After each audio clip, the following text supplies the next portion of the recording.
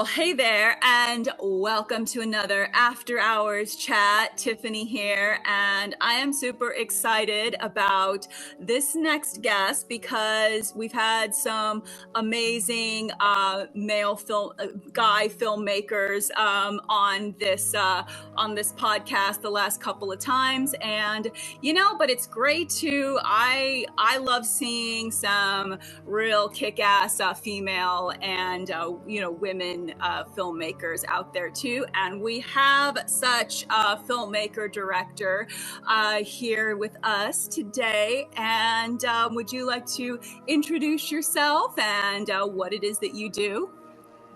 Hi, I'm Zoe Kavanagh. I am, I guess, a film director, writer, based in Ireland. I've done loads of music videos for bands, and now I have my second feature film, which just came out, Demon Hunter: Time to Kill. And so I've done 2 Demon Hunter movies, and I've, outside directing, I've also done music and, post-production, editing and stuff. So, yeah. Very cool, very cool. And your most recent production is the second Demon Hunter movie, as well as the first Demon Hunter film. And so tell a little bit about how the Demon Hunter films came about, because I did watch the first one, and by the time this recording comes up, I'll definitely have my review up on it. But I would love to hear about what inspired Demon Hunter. Was there any particular films or filmmakers that inspired you to make it? Yeah, so definitely tell us. Yeah, so it's quite an interesting story. So, now the first movie has been retitled Taryn Barker: Demon Hunter, because that's what it was original name, but the distributor back then wanted to call it Demon Hunter for marketable reasons, and I wasn't going to argue just to get the movie out, so I said fine, just call it that. Yes. And then when the rights came back, I was like, no, I'm giving it the original name, that's what the character is, whatever. But going back longer than that, the character was created in 2008. I was just listening to music. I was listening to the Resident Evil Apocalypse soundtrack, and a track by a band called Demon Hunter came on. My heart started come undone. I was listening to that, and I was I need to create a character.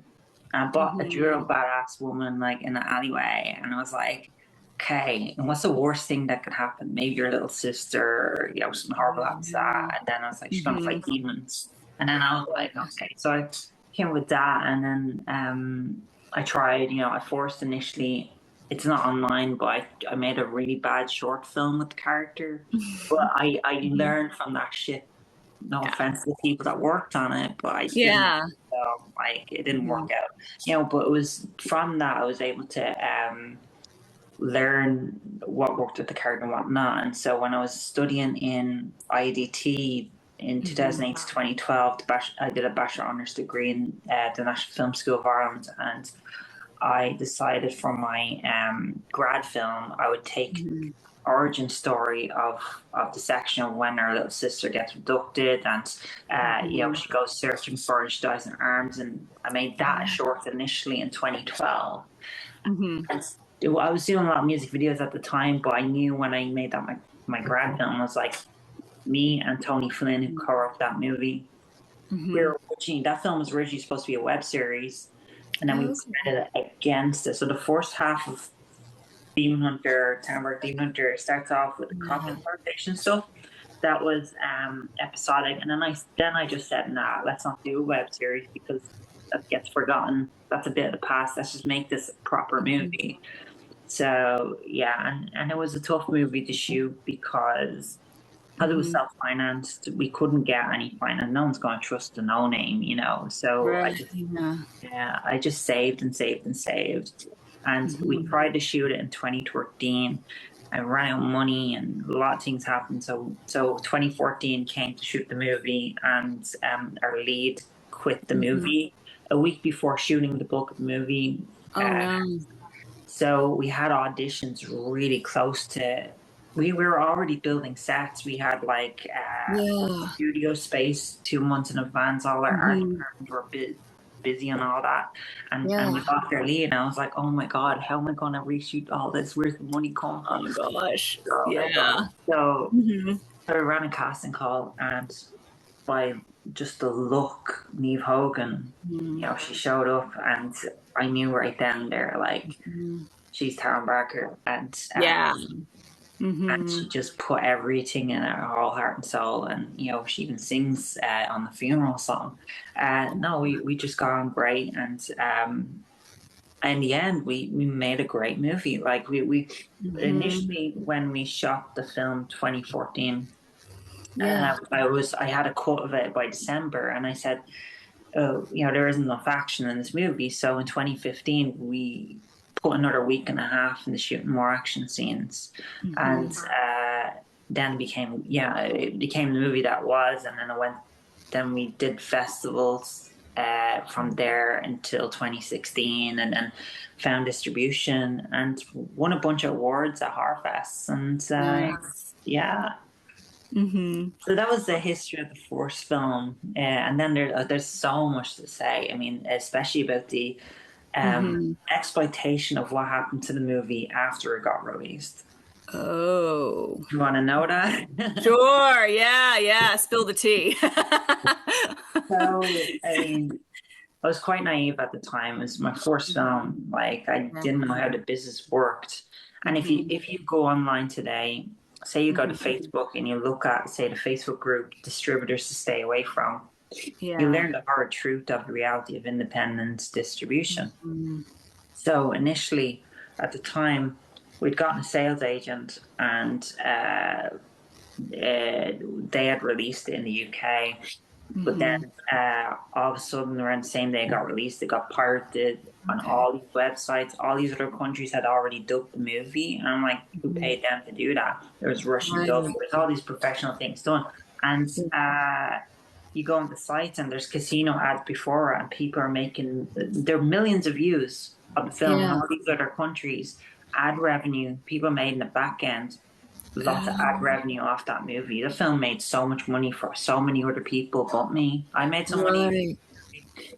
but I knew at that point that, like, when millions of people had pirated the film, there Yeah. wasn't an audience for it.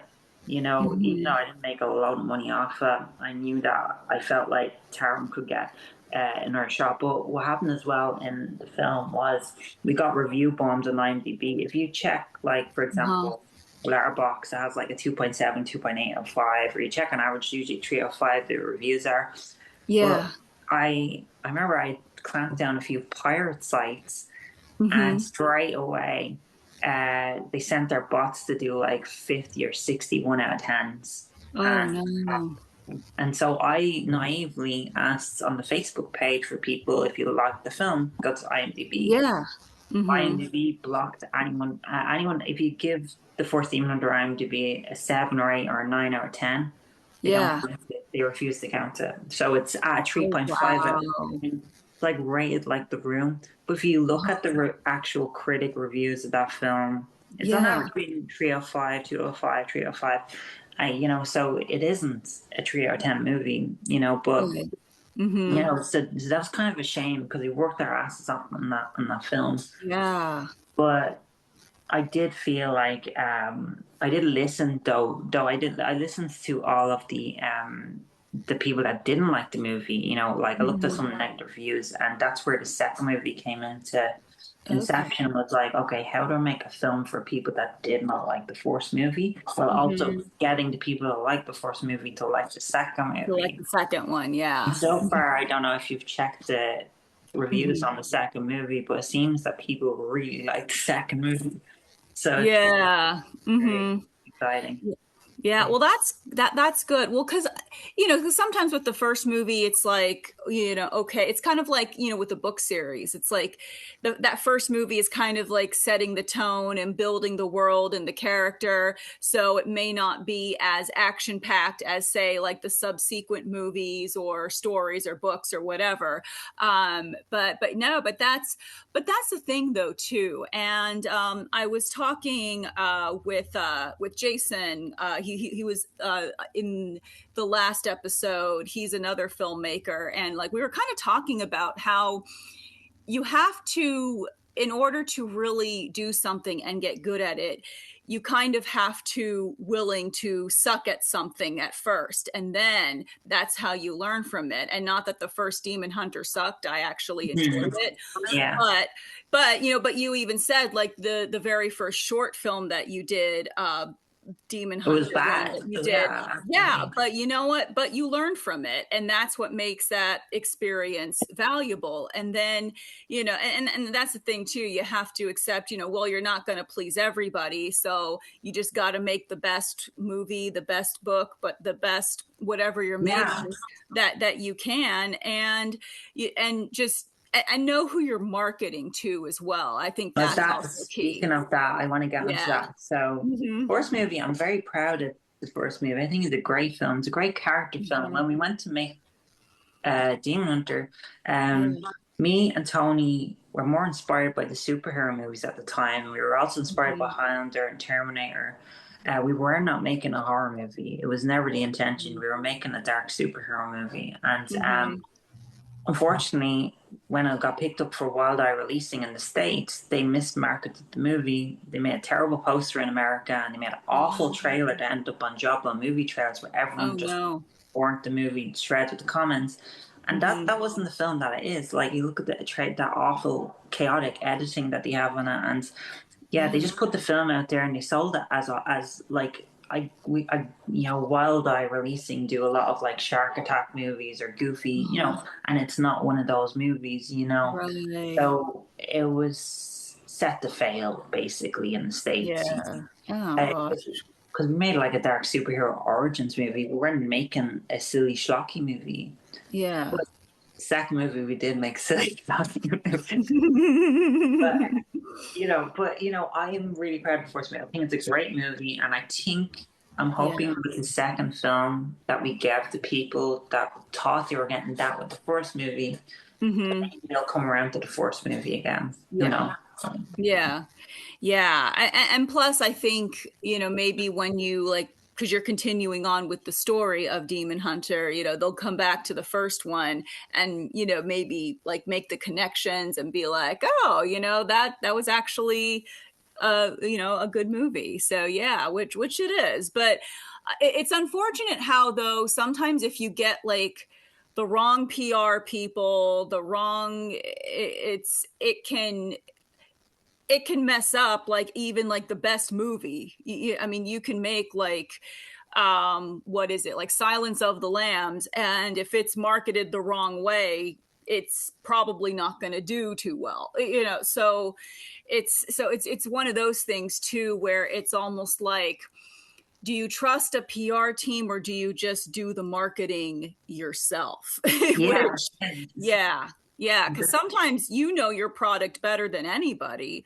And, it might take some research and some work, but sometimes it's worth doing that as opposed to, okay, maybe we have this PR team, but they might have like an idea of how they do things. And it might work for some people, but it may not work for, say, your project or my project or a project that maybe they normally don't mess with, they normally don't promote. So, what were some challenges with the filmmaking process of the Demon Hunter movies? Well, with the first film, we shot in a lot of locations around Ireland. You saw we got some great ones, castles and all. Charleville Castle, which they shot season 2 Wednesday in Charleville Castle. I think that the challenges mostly came from we had tight schedules, you know, and trying to pull off a lot of things in short turnarounds was hard. You know, you can't. It actually applies to both films. On the Yeah. second movie, I'll give you an example. So, Hmm. there's an opening fight scene in the film where she fights a vampire and some shadow demon guy, and I had gotten bitten by a spider, Oh and my no. leg was in bits, and it got really close. And we had to shoot that scene, and Hmm. Yona, our producer, is like, "You've 30 minutes to shoot this scene." I'm like, "I'm in bits." I was like, "So yeah, so some guy." So Larry was one of the fight coordinators. He had to take Uh-huh. over on the camera to shoot the scene, and Hmm. luckily we were able to pull it off on the time that we had. You know, Yeah. if only we had more time to shoot the fight scenes, Hmm. it would be perfect. But we ran against the clock on that movie, but we ended up with a Hmm. good film in the end. But the first movie, there was a lot of things. There was having to deal with some actors was, Hmm. there was a challenge with that, trying to locate some people, with the call sheet. Sometimes some people didn't read the call sheet correctly, and then you're just Yeah. on a quest to make sure that they're on time for the set for the shoot, and you're just like, oh, Right. yes, yeah, Oh yeah, gosh. Yeah. Yeah, but yeah, it's always fascinating to hear, like, just behind the scenes stuff going on films, cuz I mean, I've been on some film sets, and so it's really amazing how when you present that finished product, you know people like the audience, they only see the finished product. They don't see all of the yeah. stuff that goes on behind the camera, and all of the things that could possibly go wrong, But all of the you know that's the thing. Like, it's a miracle the first movie came out as a good movie, in my opinion, Yeah. because uh, so some of the stuff in the movie, in the flashback stuff, is the previous actress, but you don't know because you see the back of her, or the side of her, or when Hmm. Taryn goes into the factory and to look for her sister. That's a different actress right up until she sees her, and that was the older footage. It was crazy. And there Hmm. was things like that where, like, we were so lucky that we were Hmm. able to kind of make the movie work. And Yeah. it's all down to Neve, who was incredible in the movie, and Hmm. all the other great ensemble like characters. Kevin O'Malley's brilliant as Ethan, and the Demon Hunter crew, the KAIC. Yeah. The second half, Hmm. they were all amazing. You know, Hmm. no, I Yeah. had an absolutely great time with that movie. Hmm. Yeah. So, what about like the second movie? Were there any major challenges with that? It went a lot smoother than the first film in regards Mm-hmm. to the production itself. Now, Hmm. we shot a bulk of it in Kentucky in September 2022, and then we shot more of it in Ireland in 2023. Yeah. Um, uh, and there wasn't really any issues except for time. Hmm. Like, I think the biggest one was the cinematographer I wanted to work with couldn't get to America, Oh, okay. and I couldn't find a cinematographer on time that I could Hmm. trust, like the one I have over here. Izzy, Right. he did work with me on the Viking fight scene, the time fight Hmm. scenes in the towards the climax of the second film. Izzy, he worked with me on that, but in America, I decided to be the DP on it. I did a lot of music videos as a DP, and I felt Hmm. I couldn't have trusted anyone to pull off the time schedule we had and Yeah. the crazy camera angles that I was going to do, because it was a run and gun type camera work. I was like, I need to go full on crazy Zoe Kavanagh camera angles for all these things Yeah. to Hmm. one over here, get a weird angle, one over here, get a weird angle, move, move, move, move, move, Yeah. you know. And Hmm. yeah, and I just felt yeah, and I think what's interesting about the second movie, it's full on Hmm. my brain, I guess, like, Yeah. there's so much of that. But Hmm. if we had more time, see, there's two compromises, right? So with the Right. first movie, it looks gorgeous. Its cinematography is Hmm. really nice, It is. Yeah. and Hmm. but the action scenes are not as good as the second movie. Hmm. They're too fast cutty, but that's because it was the time it came out in. But it's also the fact that they're a different style of DP compared to the way I shoot action scenes. But me and Neve Hogan and Lara, flight coordinators on the second movie. Yeah. I worked with them together to make sure that we show everything in the wide shots in part two. But there was also a situation as well. The final battle in part one, you have such a set where you're like, oh, if we move the frame here, we're going to see the camera, we're going to see the lighting thing. So you're like, how do you frame around all of these things? So over to filmmaking, there's the challenge, but the most important thing at the end of the day, is it entertaining and does it tell a good story and is the song there? And I think it works with the first movie. But and then I'll end on that section here by saying, the second movie could have looked as good as the first movie if we had double the amount of time to shoot it. But we're running against the clock nonstop. So shooting the black magic, shooting a gimbal, go.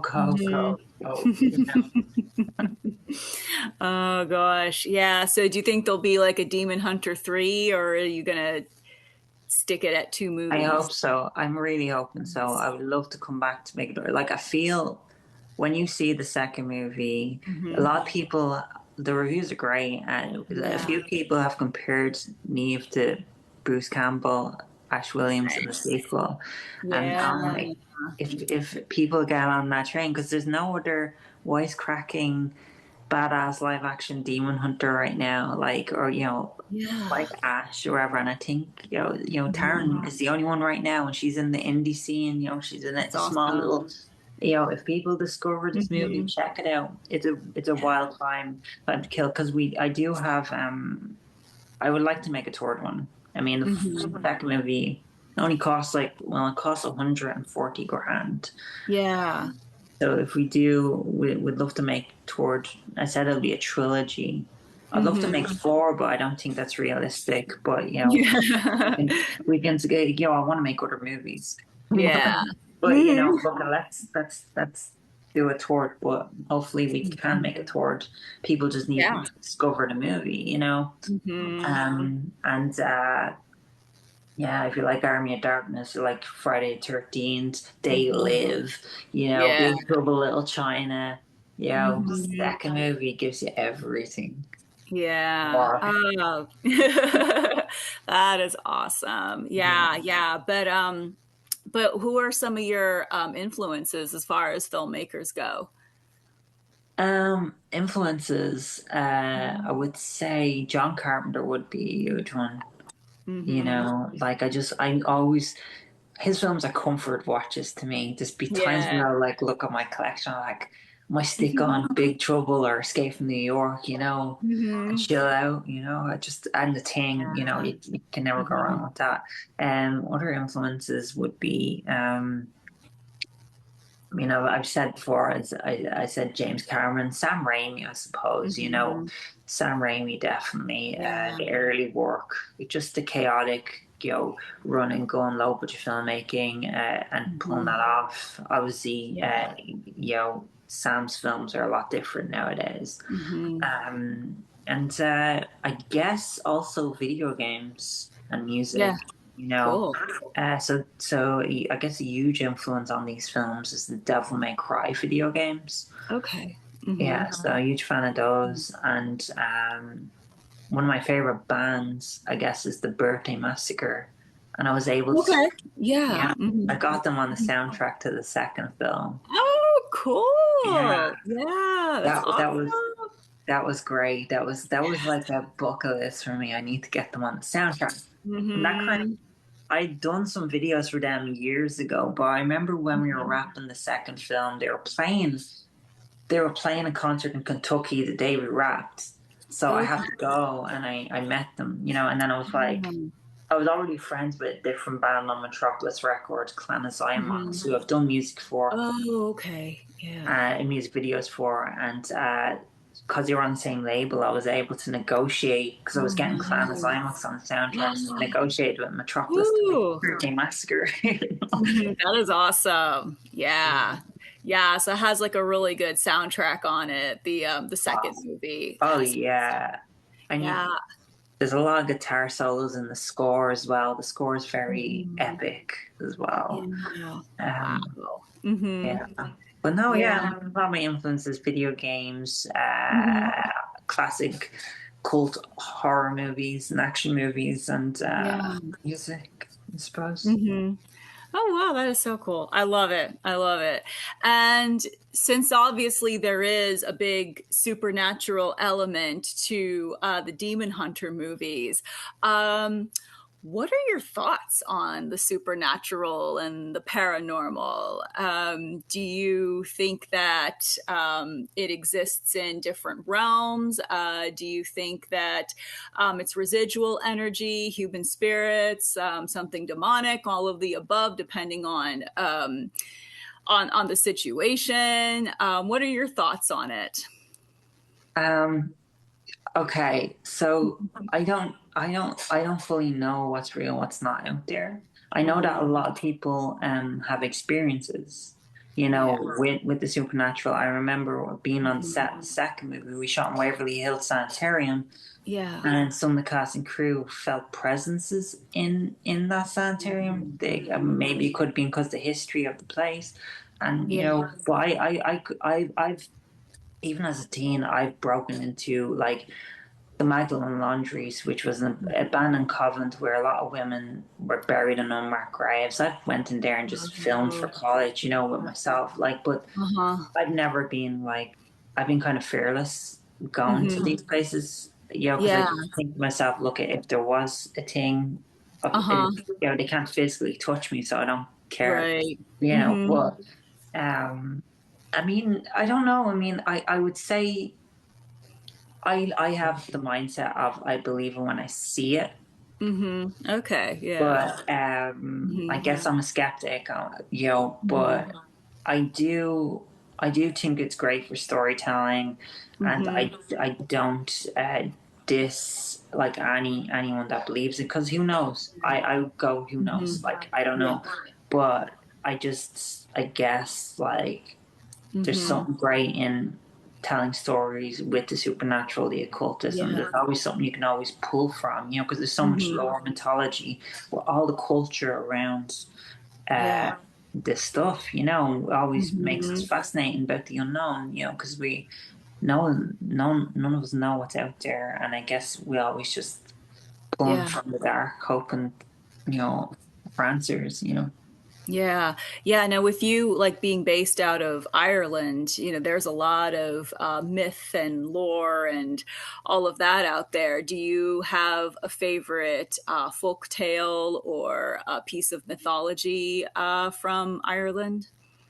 Well, I know that like there's one that people have always talked about. There's a lot of history over here, but there's Hmm. a place up in the mountains called the Hellfire Club, Okay. and there was a story about, I think they did poker up there, gambling. It's like this Mhm. burnt out building. It's kind of a tourist attraction. It's like a Mhm. cottage type building on top of a hill, and there was Mhm. like people that were doing gambling there, and they say Mhm. that they looked down, they saw one of the guys had his. He was like actually like the devil playing gambling with them, and said play with the fire Oh, or something wow. like that. Mhm. Yeah. That's been an interesting one because people always tell you that story. I've been there a few Mhm. times, but it is kind of a tourist thing. But there is even more. I think the more real ones though is stuff like the Mhm. Magdalene laundries, and it's really Okay. tragic.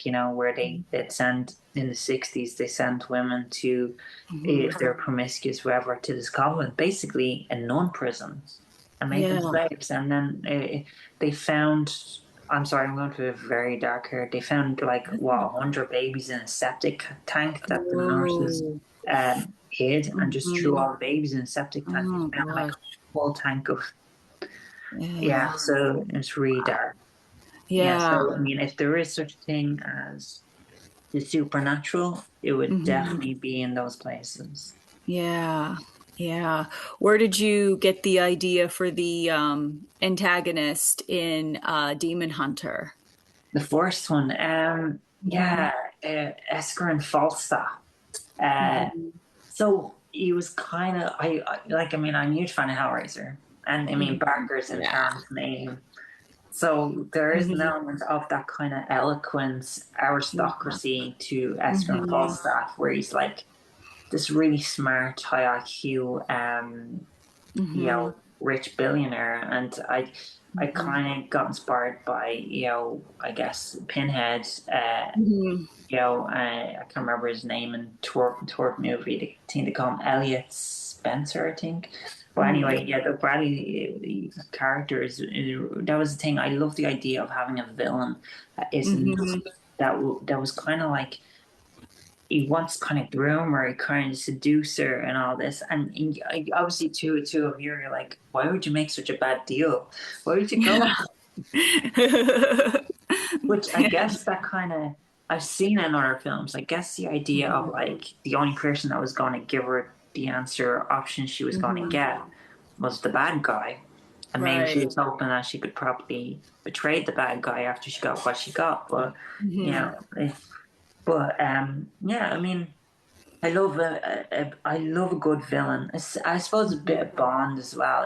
Like James Bond. I love a good Yeah. villain where there's a lot more meat to the character, where you get to Hmm. flesh them out and know a bit more about them and their Yeah. lives.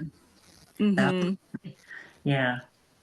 Yeah, I mean, it's always interesting when the villain gets fleshed out more and you learn more about their backstory and especially if like say they maybe were at first kind of like a sympathetic person or who somebody might perceive as somebody who might have been like the good guy or what have you, but something happened to where, kind of like how with Star Wars, with Anakin Skywalker becoming Darth Vader. It's like it's kind of like it's always interesting to see kind of like that sort of evolution with the villain. I always think so. Yeah, totally. Now, Mm-hmm. in both films, the villains also represent the 1% billionaire that control the planet.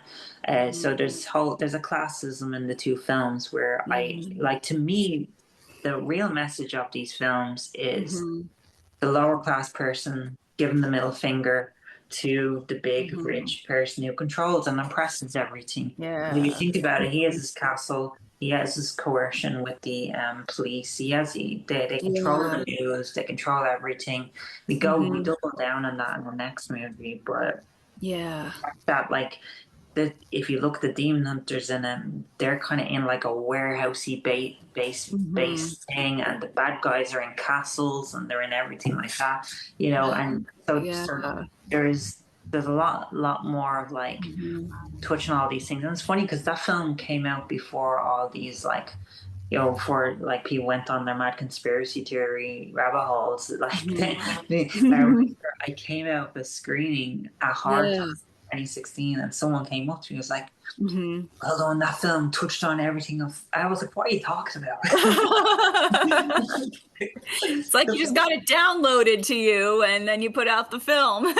So, Yeah, and it was kind of yeah, exactly. Like I didn't understand about all the conspiracy theories and all these other mhm. things that people talked about, and it's Yeah. all kind of those elements are kind of in the movie, not intentionally. But then when we made the second movie, I made complete parody of all that because like I read all the QAnon and Mm. stuff. I read all the young blood stuff, and all the right wing stuff. And there's even a section where they hack into Fox News that's run by demons. Mhm. Oh, Second wow. movie, it's just the second movie is me like taking all the bonkers stuff over the last few years and just making, Mhm. you know, just taking all the satire even to a next Mhm. level. But that's me Yeah. on a reflection of like, Mhm. observing the years go by. But yeah, the first movie is also, I mean, you look at the story, it is a kind of a simple classical story as well of Mhm. rescued girl in the castle. Yeah.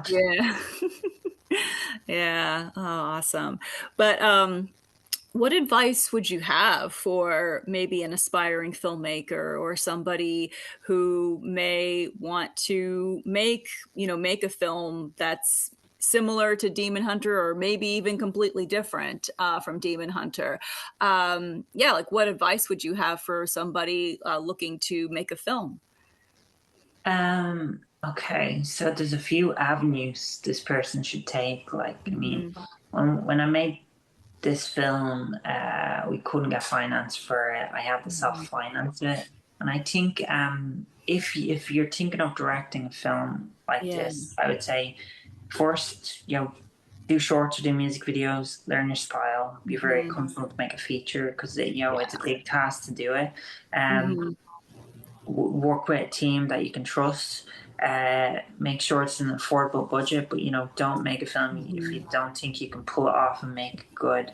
Let me Mm-hmm. see.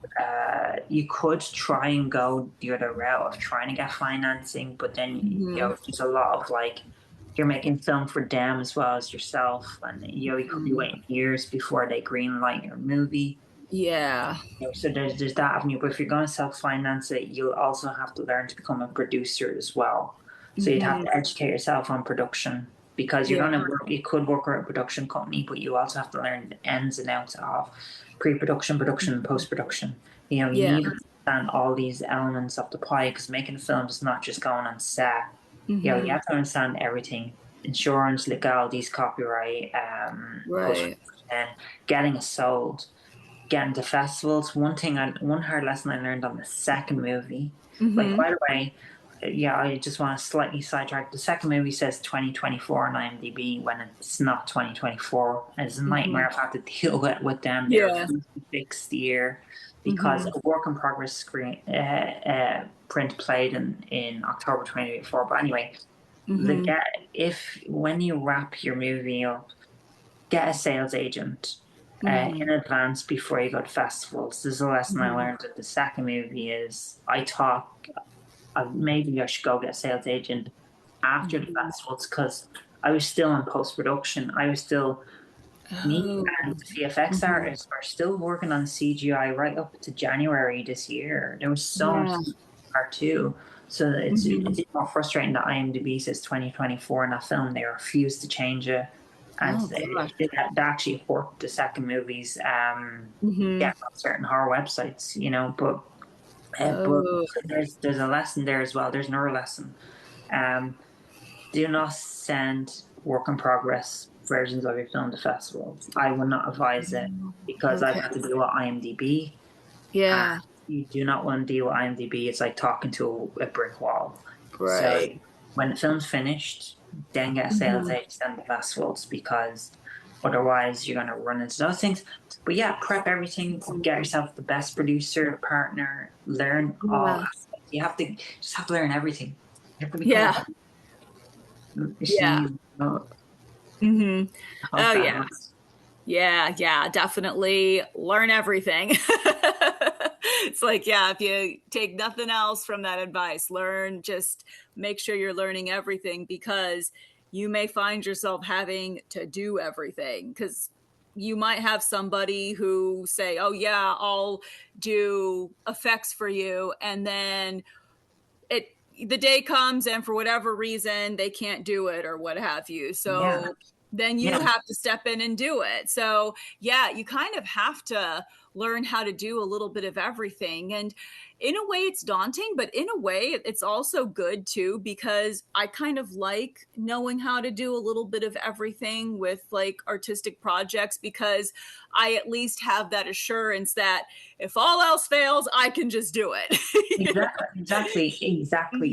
Like the thing was, like I remember James Cameron. A lot of people hated him on set, however, because he always would walk up to different cast or crew particularly, and he'd tell them exactly how to do their job. Yeah. That's a good thing. If you No, know that is every good. aspect of every part, Mm-hmm. that's a really good asset and skill to have. Get Yes. the thing done. Like I learned VFX on the second movie. I did it to cut costs because like we had Mm-hmm. like 15, I think, VFX artists. But Uh-huh. to save costs, I learned rotoscope and all these other things Yeah. because Mm-hmm. I it also happened because some VFX delivery was not good to my Mm-hmm. standards. And I Okay. was Yeah. like, well, I could do a better job than that. And I'd Right. replace it, like here, this is how it's done, Mm-hmm. so it's really good to just, and unfortunately, doing being that it is time consuming. Like, I mean, Mm-hmm. it takes longer to get your movie out there, but you know what? I'd rather take my time with each film I make than Yeah. churn out a film every 5 films a Mhm. year, like certain, C movie directors who just throw crap out with a home video camera Yeah. and throw a shark on Mhm. 2D clip art shark on, and like, oh Yeah. my god, shark or whatever. Shark versus rhino, Oh, shark goodness. versus leprechaun. I don't know, but I'm still shark. Yeah. Yeah, no, I'd rather like, because these films stick with you, when you're dead and gone, like, and I'd Mhm. rather have something important. Oh, yeah, absolutely. And where can people see Demon Hunter and Demon Hunter 2? So, Taryn Barker, Demon Hunter, and Demon Hunter Time to Kill are now available in the US on Fandango, Google Play, YouTube Movies, and all these other things. I think if you just Google films there, you'll find them. There's also physical media. They're also available on Cool. DVD and Blu-ray in the States. You can get that on Amazon or other things. I'd say, yeah, check them out. They're both great movies, and if you Yeah. do like them, please rate them on IMDb and Letterboxd because I like to snoop in and read Mhm. everything. Well, like I said, I mean, by the time this goes up, I'll have my own review on it, and I'll make sure I review it on Letterbox as well. So, yeah. Thank you so much. Absolutely. Yeah. And so like what's next for you as far as filmmaking and any type of other artistic project goes? Hey, so there's a few things. So in Mhm. terms of filmmaking, obviously, I mean, there could be a third Demon Hunter, but I'm working on another script called A Reason to Live, which is Mhm. basically it's basically like Assault on Precinct 13, but in a gender Mhm. clinic. So basically, in America, I've taken what's going on in the news. It's about a trans person that is in Yep. America, is about to get the surgery in the clinic and gets the surgery, but at the same time, it's now become illegal to be trans in America. So a militia comes in to kill everybody in the patients and the staff in the clinic, and it becomes a Mhm. survival horror movie in a gender clinic. Mhm. So I'm halfway through that script, and I just feel, Mhm. I guess, it's just crazy to see how mad America's gotten with that, and same with the UK. So Mhm. working on that at the moment, it's kind of like Green Room or Something Precinct 13. It's a much darker drama. It's not the fun that Demon Hunter is. Yeah. And outside of that, I'm doing keyboards in a black metal band called Horrendous. Nice. They're they're playing I think they're touring at the end of this year, but that's Mhm. around UK and Ireland. But I think in Nice. 2027 they're going to tour other places. But they're, yeah, if you like black metal, Cool. yeah, I guess I'll be popping around the keyboards and Yeah, that. very Yeah. cool. Yeah. Awesome. So, and where can people find you and your work? So I'm on Instagram. If you just look for Zoe Kavanagh film, I'll be Mhm. there. And you can find me on TikTok as well. I'm mostly just showing clips of Time to Kill. And Yeah. Facebook, you'll find me on all these three platforms. I'm there. Anyone message me, I'll reply. I'm always Hmm. active. Yeah. Yeah. So awesome. Well, cool. Well, thank you so much for coming on the show. It was a pleasure having you and being able to talk a little bit more about Taryn Barker Demon Hunter, as well as what's coming up next for the Demon Hunter series. So yeah, but anything else you want to add really quick? No, have a good time, rock and roll, and hell yeah. All right. Well, thank you so much, Zoe. It was a real pleasure having you, and always great talking to other artistic types. I always love it. So, but yes, but thank you, everybody that's been tuning in and listening. There's a new episode that drops every Friday, unless I note otherwise. But you can always expect a new episode every Friday, like I said, unless otherwise noted. But But again, thank you so much to Zoe for coming on and sharing your experience with filmmaking and really dropping some valuable nuggets there as far as advice for maybe aspiring filmmakers, because, you know, that's always great to hear people who have been through the ringer and and you have the experience there. And again, just thank you everybody for listening, and stay tuned for the next episode, and especially in September when we're going to be starting some spooky season stuff. So we're going to have a lot of fun. But until then, as always, stay safe, stay fierce, but of course, stay spooky.